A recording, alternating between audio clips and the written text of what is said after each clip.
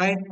இன்னைக்கு பார்த்தீங்கன்னா, நம்ம ரன்னர், ரிப்பீட்டர் அண்ட் சேஞ்சர் இந்த கான்செப்ட்ட தான் நம்ம பார்க்க போறோம். இந்த கான்செப்ட் நம்மளோட கஸ்டமர் டிமாண்ட் இருக்கு பார்த்தீங்களா? அந்த டிமாண்ட அனலைஸ் பண்ணி, நம்மளோட மேனுஃபேக்சரிங் நம்ம எஃபெக்டிவா பண்றதுக்கு ரொம்ப ஹெல்ப்ஃபுல்லா இருக்கும் இந்த கான்செப்ட். ஓகே.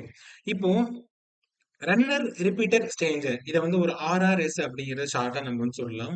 இந்த கான்செப்ட் எதுக்கு யூஸ் ஆகும் அப்படின்னா, அதாவது கஸ்டமரோட டிமாண்ட அனலைஸ் பண்றதுக்கு.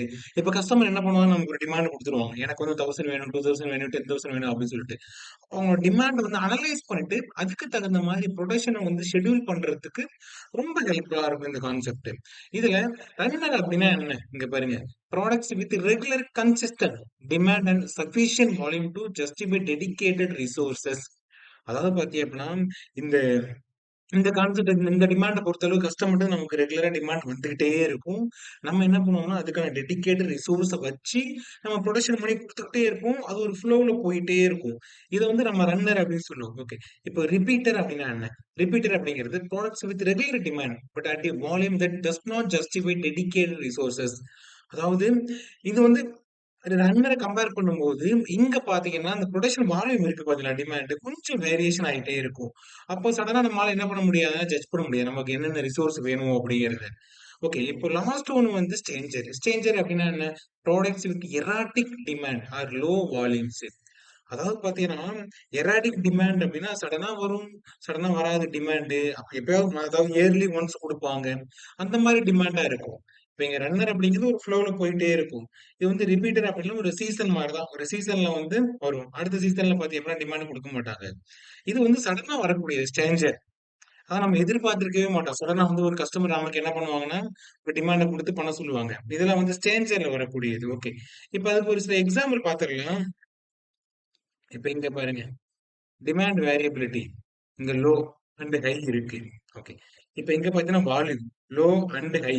இப்போ ரன்னர், ரிப்பீட்டர் அண்ட் ஸ்ட்ரேஞ்சர். இப்ப ரன்னர் என்ன? Fast moving vehicles dispatched regularly. அதாவது இது என்ன பண்ணா நம்ம ரெகுலரா கஸ்டமர் குடுத்துட்டே இருப்போம். வெஹிக்கிள் ஃபாஸ்ட்டா மூவ் ஆயிட்டே இருக்கும்.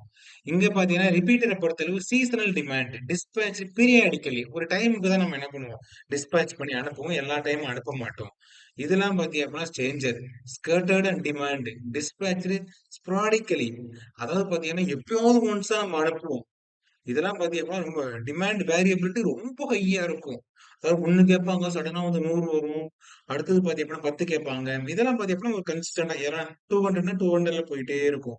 இங்க என்ன பண்ணுட்டா சடனா 150, 200, 250 அந்த ரேஷியோ இங்க ரிப்பீட்டர்ல வரும். இங்க பாத்தீங்கன்னா 1 வரும். திடீர்னு 200 வரும். அப்போ இதான் என்னது நம்ம டிமாண்ட் வேரியபிலிட்டின்னு சொல்லுவாங்க.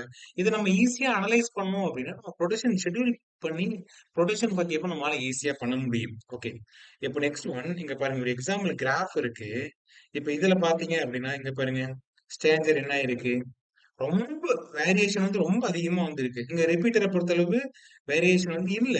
வேரியேஷன் லெஸ்ஸா தான் இருக்கு. இங்க ரன்னர் பாருங்க. ஒரே கன்சிஸ்டன்டா போயிட்டே இருக்கு. அப்போ இங்க நம்ம ரிசோர்ஸஸ் பிளான் பண்ண முடியாது. சடனா நமக்கு நெறைய ரிசோர்ஸ் தேவைப்படும். இங்க சேம் நம்ம மேனேஜ் பண்ணிக்கலாம். பட் ரிசோர்ஸஸ் என்னது எங்கேயுமே பிளான் பண்றது கொஞ்சம் ரிஸ்க். ஆனா இங்க என்ன பண்ணுவோம்? ஏன்னா என்ன புரொடக்ஷன் வால்யூம் அப்படிங்கிறது நமக்கு எஃபெக்ட் எக்ஸாக்ட்டா நமக்கு தெரிஞ்சிரும். அப்படிங்கிறப்ப ஈஸியா நம்மளால என்ன பண்ண முடியும்? பிளான் பண்ண முடியும். ஓகே. இப்போ நெக்ஸ்ட் சம் எக்ஸாம்பிள் இங்க பாருங்க. ரன்னர்.